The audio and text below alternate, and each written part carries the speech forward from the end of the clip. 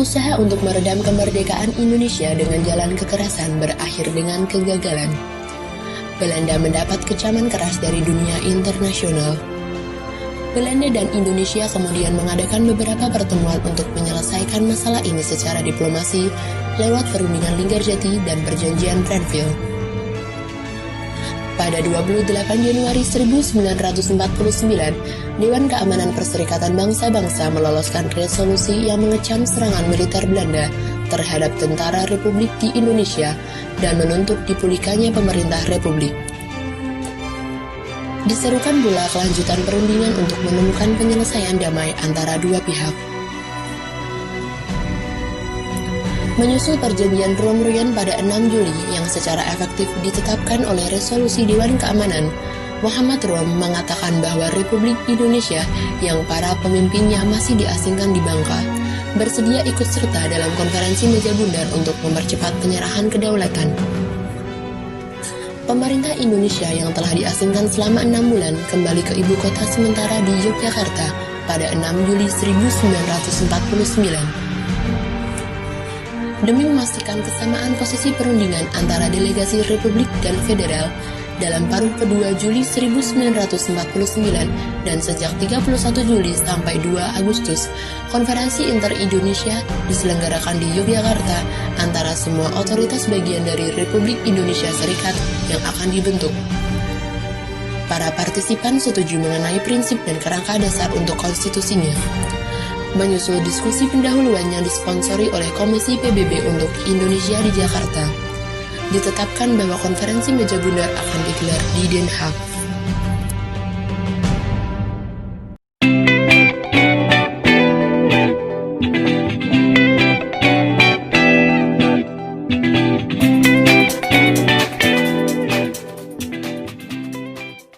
Kelas 12 IPS. Sekarang kita belajar sejarah peminatan, yaitu bagian yang ketiga, perjuangan melalui diplomasi. Kenapa ini jadi nomor 3? Nomor 1 waktu itu adalah latar belakang, ya, latar belakang datangnya bangsa Belanda kembali ke Indonesia. Kemudian yang kedua yaitu perjuangan melalui angkat senjata, ya kan? Nah sekarang ini yang ketiga, perjuangan melalui diplomasi. Ada 3 cara, ya, atau dapat dikatakan mengapa Indonesia itu melakukan diplomasi. Ya, yang pertama adalah mencari dukungan dari negara-negara sahabat dan anggota PBB. Ya, mencari dukungan. Artinya kita mau mencari dukungan dari negara-negara lain, ya, untuk mendukung proklamasi kemerdekaan kita dan sekaligus juga dari anggota PBB. Kemudian yang kedua, membawa masalah RI Belanda ke Dewan Keamanan PBB. Ya, setelah didukung oleh anggota PBB, selanjutnya masalah Republik Indonesia dengan Belanda itu diserahkan kepada Dewan Keamanan PBB supaya Dewan Keamanan PBB ikut mencampuri, ya, ikut mencampuri urusan ini supaya selesai. Yang ketiga, berunding secara langsung dengan Belanda. Nah, ada 3, ya. Secara langsung dengan Belanda, nanti ada tuh perundingan-perundingan, ya, untuk mempersiapkan hal-hal untuk melakukan perundingan selanjutnya. Nah, perundingan dengan Belanda itu pada awalnya adalah perundingan permulaan, yaitu yang pertama adalah tanggal 10 Februari sampai 12 Maret 1946 yang diprakarsai Panglima Afney, yaitu Sir Philip Christison, ya, Sir Philip Christison, yang dilaksanakan di Jakarta. Pesertanya yaitu Archibald Clarke, Lord Killian dari Inggris sebagai penengah sebagai mediator, ya. Kemudian Sultan Syahrir Haji Agus Salim sebagai wakil Indonesia. Nah, kemudian peserta selanjutnya adalah Van Mock, ya, atas nama pribadi, ya, bukan mewakili Belanda sendiri, bukan, ini atas nama pribadi. Nah, hasilnya apa? Hasilnya tidak ada. Kenapa? Karena terjadinya perbedaan pendapat antara Agus Salim yang merupakan wakil Indonesia dengan Van Mock tentang wilayah kekuasaan Republik Indonesia. Nah, itulah perundingan pertama. Nah, perundingan kedua yaitu pertemuan Hogeveluwe di Belanda, ya, di Belanda tanggal 14 sampai 24 April 1946 oleh Sir Archibald Clark sebagai perantara tadi, ya, yang dihadiri oleh wakil Indonesia Mr. A.K. Pringgodikdo dan Dr. Sudarsono. Pertemuan ini juga mengalami kegagalan karena pihak Indonesia dan pihak Belanda tetap pada pendiriannya, ya, tetap pada pendiriannya. Kemudian yang ketiga adalah Konferensi Malino pada tanggal 15 Juli 1946. Ini pertemuan ini diprakarsai oleh Van Mock, ya, tanpa dihadiri oleh perwakilan Indonesia, Republik Indonesia. Artinya Republik Indonesia tidak mengetahui pertemuan ini, ya. Van Mock mengumpulkan para kepala-kepala daerah seluruh Indonesia pada waktu itu kecuali RI. Jadi di sini sudah mulai ada politik pecah belah, divide et impera dari Van Mock, supaya bagaimana? Supaya kepala-kepala daerah yang ada di seluruh Indonesia itu melepaskan diri dari pengaruh Republik Indonesia. Itulah Konferensi Malino. Kemudian yang keempat adalah perundingan Jakarta tanggal 7 Oktober 1946 yang diprakarsai oleh diplomat Inggris Lord Killian. Kemudian Indonesia diwakili Perdana Menteri Syahrir dan pihak Belanda Profesor Sir Merhon. Hasilnya apa? Hasilnya adalah gencatan senjata antara Republik Indonesia dan Belanda. Kemudian dibentuk komisi bersama gencatan senjata, ya, komisi bersama gencatan senjata. Dan yang ketiga, Republik Indonesia dan Belanda melaksanakan perundingan secepat mungkin. Itulah perundingan awal, ya, perundingan awal untuk mempersiapkan perundingan Linggarjati, ya.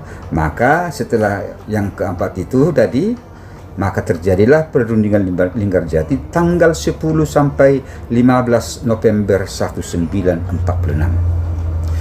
Nah, delegasi Indonesia diwakili oleh Sultan Syahrir sebagai ketua, Muhammad Rom, Susanto Tirtoprojo, dan A.K. Gani. Delegasi Belanda diwakili oleh Sir Merhon sebagai ketua, Max van Vol, Frank de Boer, dan Haji Van Mock. Delegasi Inggris sebagai mediator, penengah, oleh Lord Killian. Inilah peserta perundingan Linggarjati yang dilaksanakan pada tanggal 10 sampai 15 November 1946. Nah, apa hasil perundingan Linggarjati? Ya, boleh disebut Linggarjati atau Linggarjati, harusnya Linggarjati karena sudah selama ini sudah Linggarjati, ya boleh disebutkan Linggarjati. Hasilnya apa? Belanda mengakui secara de facto kedaulatan Republik Indonesia atas Pulau Jawa, Madura, dan Sumatera. Dan Belanda harus meninggalkan daerah ini paling lambat 1 Januari 1947, ya, bukan 46. Sedangkan perundingan ini November 46 kan, ini Januari 1947.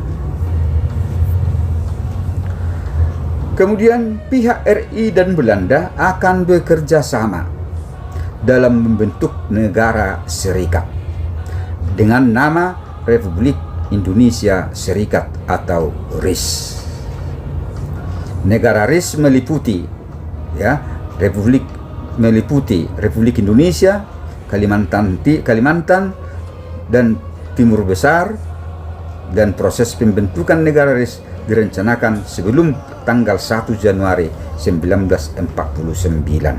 Nah, jadi dalam hal ini bahwa sudah ada dulu kesepakatan untuk membentuk Republik Indonesia Serikat, di mana anggotanya yaitu Republik Indonesia dan negara-negara lain, negara bagian yang dibentuk oleh Van Mock, negara bagian yang dibentuk oleh Van Mock yang disebut dengan BFO. Kemudian yang ketiga, RIS dan Belanda akan membentuk Uni Indonesia Belanda dengan Ratu Juliana sebagai ketua. Itulah isi perjanjian Linggajati 1946. Nah, setelah perjanjian itu ditandatangani, maka selanjutnya bahwa Belanda itu tidak mengakui lagi perjanjian Linggajati.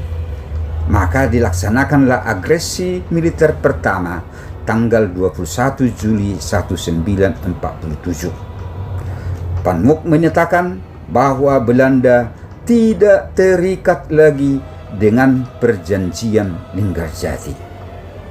Nah, ini dia Nah, maka dilaksanakanlah operasi militer Nah, bagaimana reaksi dunia terhadap agresi militer pertama? Bahwa dunia mengutuk peristiwa tersebut. India dan Australia meminta PBB agar Dewan Keamanan PBB bertindak atau katakanlah melakukan fungsinya sebagai lembaga perdamaian dunia. Masalah RI Belanda masuk agenda Dewan Keamanan PBB. Nah, jadi setelah agresi militer pertama itu, bahwa posisi Indonesia itu sudah lebih kuat lagi.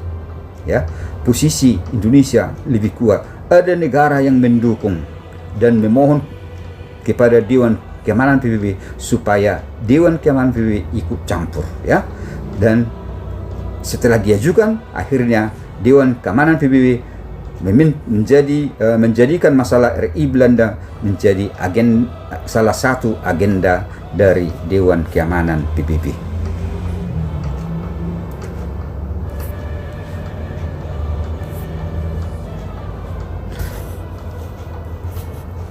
Nah, sebab akibat dari agresi militer pertama itu apa? PBB mencampuri masalah RI Belanda.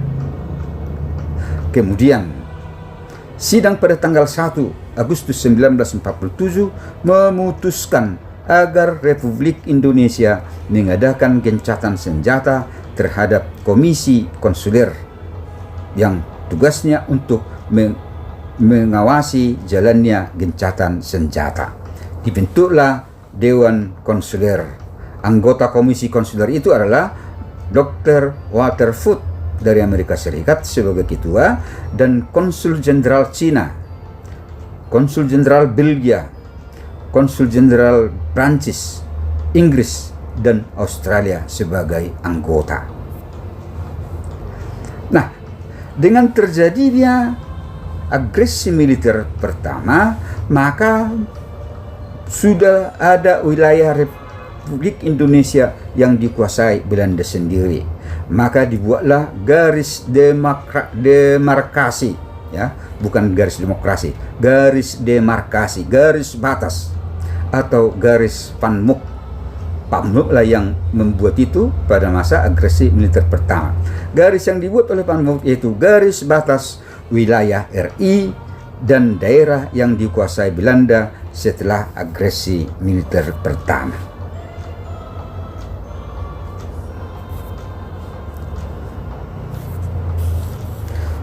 Nah, di samping itu, setelah terjadinya agresi militer pertama, bahwa PBB tidak tinggal diam. PBB membentuk Goodwill Commission, ya, komisi goodwill keinginan ya, komisi baik yang bertujuan membantu penyelesaian masalah RI Belanda. Dibentuklah komisi 3 negara, ya, itulah yang disebut dengan KTN, ya, KTN. Siapakah anggota KTN itu? Nah, kepada pihak Indonesia dan Belanda diberi kebebasan untuk memilih negara mana sebagai perwakilannya, ya, negara mana yang sebagai negara yang mendukung dari negara sendiri. Richard Kirby, kita memilih itu, negara Indonesia memilih Australia, yaitu maka Australia menunjukkan Richard Kirby. Kemudian Belanda memilih Belgia memilih Belanda memilih Belgia, yaitu maka Belgia mengirim Paul van Zeeland, dan sebagai penengah, ya, penengah yaitu Frank Graham dari Amerika Serikat.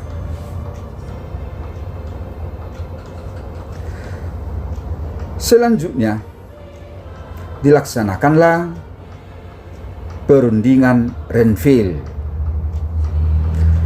Delegasi Indonesia terdiri atas Ali Sastroamijoyo, Haji Agus Salim, J. Leemena, Choa Tiklen, Nasrun SH. Delegasi Belanda terdiri dari Van Vredenburg, V.J. Coetzee, dan Dr. Somokil. Dan delegasi PBB yaitu Komisi 3 Negara sendiri. Nah, itulah. Jadi setelah dibentuk KTN, maka KTN, ya, mempelopori supaya dilakukan perundingan antara Indonesia dan Belanda. Maka itulah perundingan Renville yang diprakarsai oleh KTN sebagai komisi goodwill yang telah dibentuk oleh PBB. Nah, persetujuan Renville menyebabkan kekecewaan luar biasa terhadap pemerintah Indonesia. Ya, mengapa kecewa? Karena sebagian wilayah Republik Indonesia, ya, wilayah Republik Indonesia sebelumnya yang diakui menurut perjanjian Linggarjati adalah Pulau Sumatera, Jawa, dan Madura. Ya, tetapi setelah agresi militer pertama, maka wilayah RI sudah sebagian jatuh atau sudah dikuasai oleh Belanda. Itulah yang disebut dengan dibentuknya garis demarkasi. Contoh ini, kalau sebelumnya yang semua Sumatera ini merah, Jawa ini merah, Madura merah, ya. Tetapi setelah dibentuk demarkasi dan dalam perundingan Renville, wilayah Sumatera Timur, Sumatera Selatan, Jawa Barat, Pasundan, ya, kemudian Jawa Timur dan Madura sudah jatuh kepada Belanda. Nah, maka wilayah Indonesia itu semakin sempit karena adanya garis demarkasi Panmok. Itulah kekecewaan Indonesia setelah setelah agresi militer pertama, dan pada masa perundingan Renville hal itu tidak mengalami perubahan. Nah, apa hasil perundingan Renville? Inilah kapal Amerika Serikat, kapal Renville, kapal perangnya yang dijadikan sebagai tempat dilaksanakannya perundingan Renville. Hasilnya adalah penghentian tembak-menembak, yaitu gencatan senjata, ya. Kemudian daerah-daerah di belakang garis Panmok harus dikosongkan dari pasukan Republik Indonesia, ya. Yang tadi itu, ya, garis Panmok, garis demarkasi itu harus ditinggalkan pasukan Republik Indonesia. Kemudian yang ketiga, Belanda bebas membentuk negara-negara federal di daerah yang didudukinya, ya. Belanda bebas, maka lahirlah negara-negara bagian, ya. Ada 15 negara bagian. Nanti akan kita tunjukkan mana saja itu negara yang 15 itu. Dalam Uni Indonesia Belanda, negara Indonesia Serikat akan sederajat dengan kerajaan Belanda. Nah, itulah isi perundingan Renville. Lagi-lagi bahwa Belanda selalu melanggar apa yang telah disepakati, ya.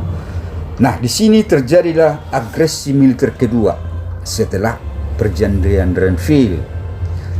Agresi militer kedua tanggal 19 Desember 1948. Nah, jadi Belanda selalu mengingkari apa yang telah disepakati.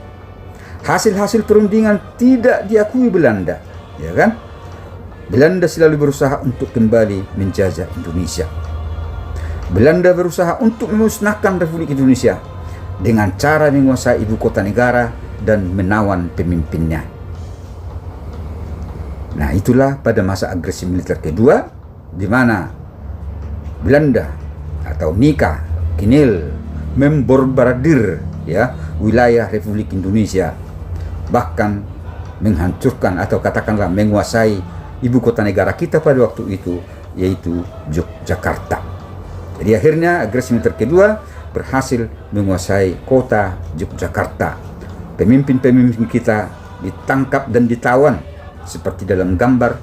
Dalam gambar itu Sultan Syahrir, Soekarno, dan Agus Salim dalam pengasingan di Brastagi dan nanti dipindahkan ke Parapat. Nah, jadi Brastagi itu ada kenangan khusus untuk pengasingan Insinyur Soekarno dengan kawan-kawan, dan juga di Parapat ada gedung tempat pengasingan mereka sebagai kenangan kepada tokoh-tokoh pemimpin nasional pada masa itu. Nah, anak kami sekalian, perlu juga kita ketahui adanya pemerintahan darurat Republik Indonesia atau PDRI, kan begitu. Nah, sebelum Soekarno, sebelum pemimpin-pemimpin nasional ditawan dan diasingkan, sebelumnya bahwa Soekarno sudah mengirim radiogram, ya, mengirim radiogram yang berisi mandat kepada Sapruddin Prawiranegara, Menteri Kemakmuran pada waktu itu, ya. Untuk apa? Untuk membentuk pemerintahan darurat Republik di Bukit Tinggi. Nah, karena ibu kota negara kita Yogyakarta sudah dikuasai, maka Soekarno mengirim radiogram supaya Sapruddin Prawiranegara membentuk pemerintahan darurat Republik Indonesia di Bukit Tinggi. Nah, kemudian apabila hal itu tidak bisa dilaksanakan, artinya Sapruddin Prawiranegara tidak berhasil membentuk pemerintahan di Bukit Tinggi, Sumatera Barat, maka Presiden juga sudah memerintahkan Mr. A.A. Maramis, Dr. Sudarsono, dan L.N. Palar. Pada waktu itu mereka ini, tokoh-tokoh ini sedang berada di India dan diperintahkan oleh Soekarno supaya membentuk pemerintahan pelarian, exile government di India. Nah, itulah, kalau misalnya apa itu pemerintahan darurat Republik, jelas sudah tahu, bukan? Oke, baik.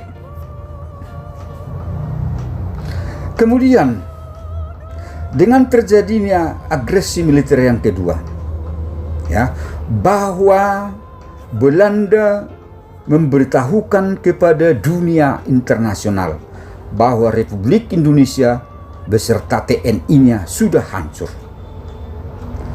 Ya, Republik Indonesia sudah hancur. Tidak ada lagi apa-apanya. Ya. Maka untuk menunjukkan bahwa pemerintah dan TNI masih ada, maka serangan terhadap Yogyakarta yang telah dikuasai Belanda direncanakan pada tanggal 01 Maret 1949 untuk menunjukkan kepada dunia bahwa kita masih ada, pemerintahan dan TNI masih ada. Maka direncanakanlah untuk melakukan serangan, ya, serangan umum yang disebut dengan serangan umum 1 Maret 1949 yang dipimpin oleh Letkol Soeharto, ya, Letkol Soeharto. Dalam gambar di samping ditunjukkan Letkol Soeharto melaporkan kepada Sri Sultan Hamengkubuwono ke-9 bahwa akan dilaksanakan serangan 1 Maret 1949. Nah, anak-anak sekalian, pada tanggal 1 Maret 1949 tepat pukul 06.00 WIB dilakukanlah penyerangan yang dipimpin oleh Letkol Soeharto. Pasukan TNI dalam waktu singkat berhasil menguasai kota Yogyakarta. Nah, itu dia. Nah, di sini serangan 1 Maret 1949 itu punya makna yang sangat besar. Ya, punya makna yang sangat besar. Mengapa? Karena tadinya dunia sudah, ya, sudah dikatakan oleh Belanda kita itu, Indonesia itu sudah hancur. Tetapi setelah 1 Maret 1949 kita masih ada, ya, melalui serangan umum 1 Maret 1949.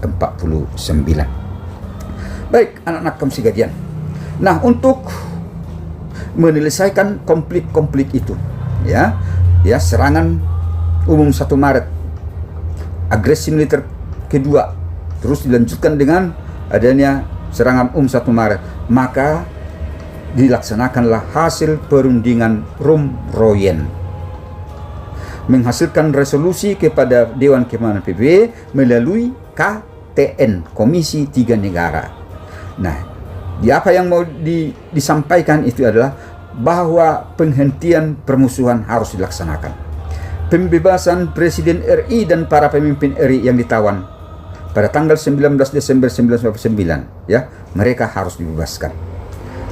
Kemudian diperintahkan kepada KTN agar memberikan laporan lengkap dengan keadaan Indonesia sejak tanggal 19 Desember 1949. Inilah resolusi yang disampaikan oleh KTN kepada PBB, ya. Membuat laporan lengkap,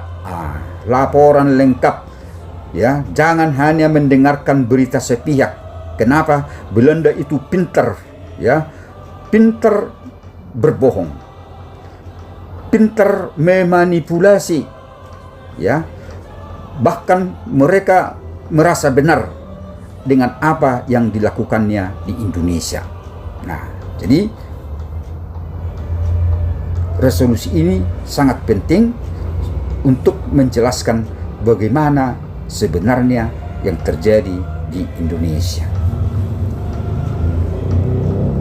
Nah, pada waktu itu anak-anak kami sekalian, ketika KTN melaporkan resolusi yang 3 tadi, maka Dewan Keamanan PBB mengubah KTN menjadi UNCI, United Nations Commission for Indonesia, ya.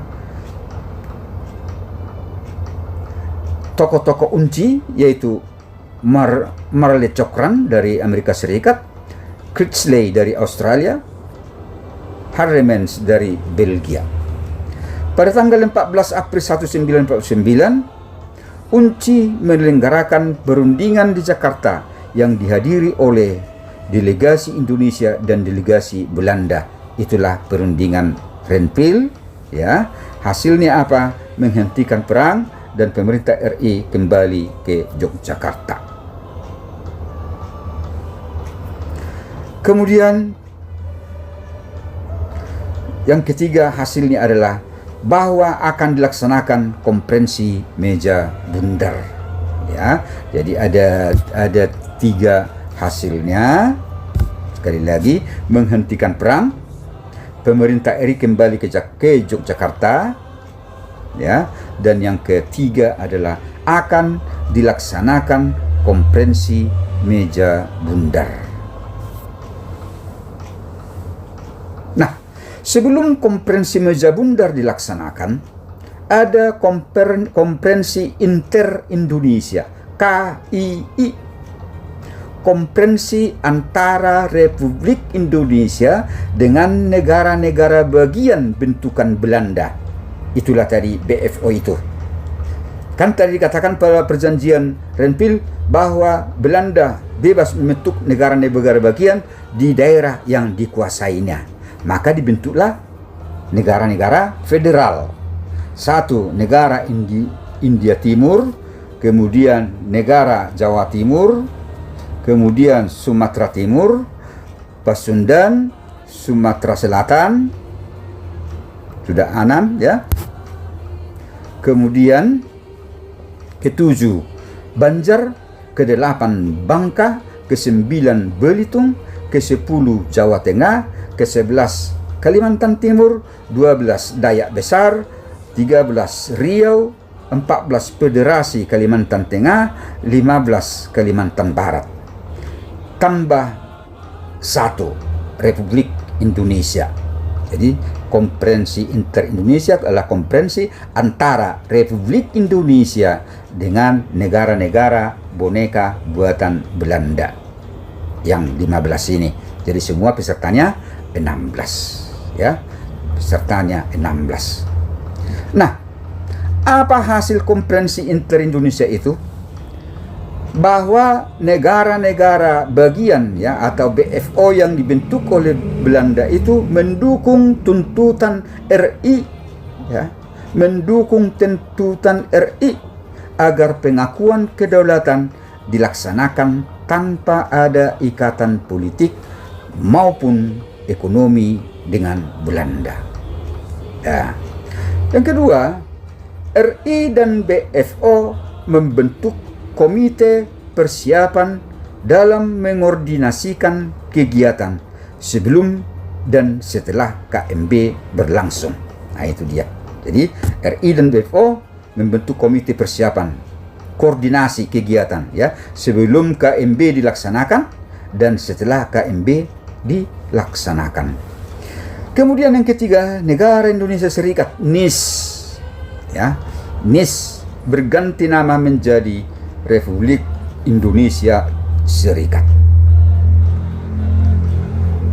Kemudian bendera kebangsaan, bahasa nasional, hari nasional RIS adalah benderanya merah putih, bahasanya bahasa Indonesia, hari kemerdekaannya 17 Agustus. Kemudian Angkatan Perang Indonesia Serikat APRIS adalah Angkatan Perang Nasional yang berhentikan kekuatan TNI, Tentara Nasional Indonesia. Maka setelah konferensi inter-Indonesia, maka dilaksanakanlah konferensi meja bundar di Den Haag, Belanda. Republik Indonesia diketuai oleh Muhammad Hatta, BFO diketuai oleh Sultan Hamid II, Kerajaan Belanda diketuai oleh J.H. van Marseben, UNCI diketuai oleh Merle Cokran sebagai mediator dalam konferensi meja bundar.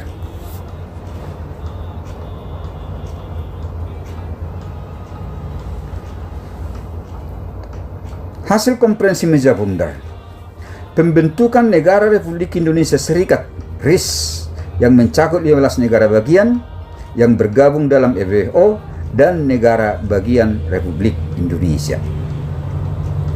Kemudian pada tanggal 17 Desember 1949 diadakan pelantikan Presiden RIS, yaitu Insinyur Soekarno. Dr. Andes Muhammad Hatta diangkat sebagai Perdana Menteri. Kemudian dibentuk DPR RIS yang diketuai RM Sartono.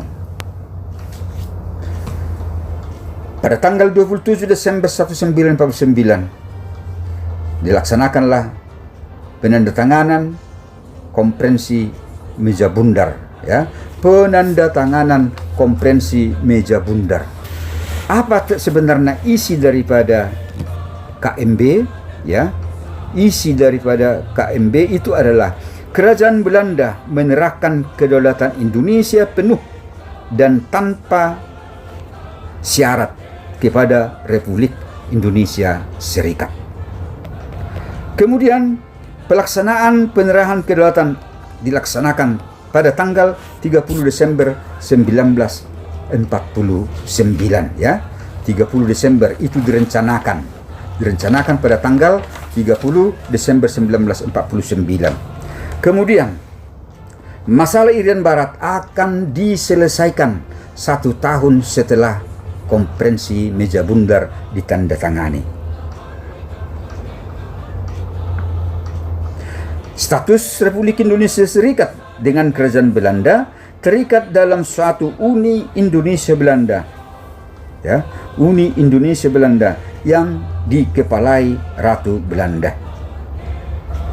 Itulah kira-kira beberapa bagian hasil daripada Konferensi Meja Bundar. Nah, kira-kira demikian anak-anakku, bagaimana bangsa Indonesia melakukan perjuangan mempertahankan kemerdekaan, ya, mempertahankan kemerdekaan melalui diplomasi. Sampai di sini dulu. Nanti akan kita lanjutkan dengan respon dunia internasional terhadap proklamasi kemerdekaan 17 Agustus 1945. Sebab itu anakku sekalian, sampai di sini materi kita ini dulu, dan tetaplah semangat, ya, tetap jaga kesehatan, pakailah masker kalau Anda keluar rumah, kemudian jaga jarak, kemudian tetaplah tinggal di rumah. Demikian, dan mari kita berdoa supaya kiranya pandemi COVID-19 ini cepat berakhir dan kita bisa belajar seperti biasa bertemu di dalam kelas.